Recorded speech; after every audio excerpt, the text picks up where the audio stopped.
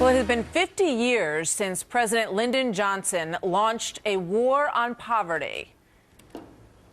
The program I shall propose will emphasize this cooperative approach to help that 1/5 of all American families with incomes too small to even meet their basic needs. Well, since then, president after president has tried to end poverty. So has anything really worked?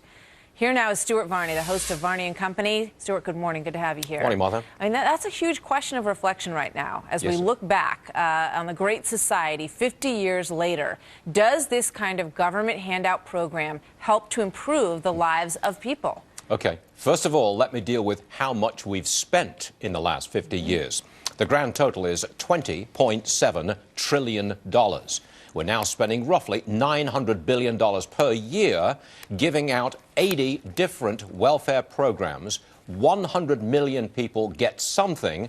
They average $9,000 a year in cash value per person per year in this war on poverty. Now, to answer your question, did we in fact make any real progress? Well, here's the simple answer. We have not made that much progress in reducing the poverty rate. 15% of Americans are still in poverty. It's roughly the same level as it was back in 1964.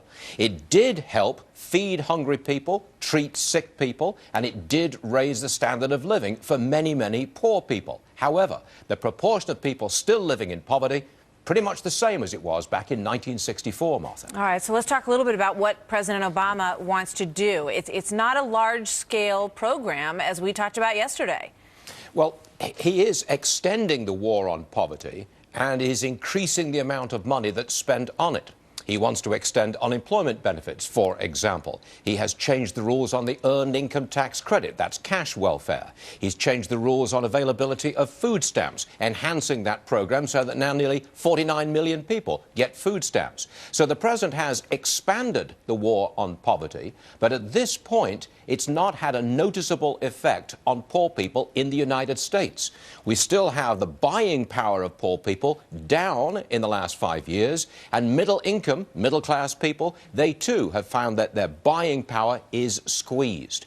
But the president wants to extend the war on poverty. That's what he's in the process of doing this year. Yeah, it's interesting that he's not really noting the anniversary of Johnson's program beginning today in any official way, but he will start to roll out his own program in the coming days. Stuart, thank you very much. We'll see you next time. Sure.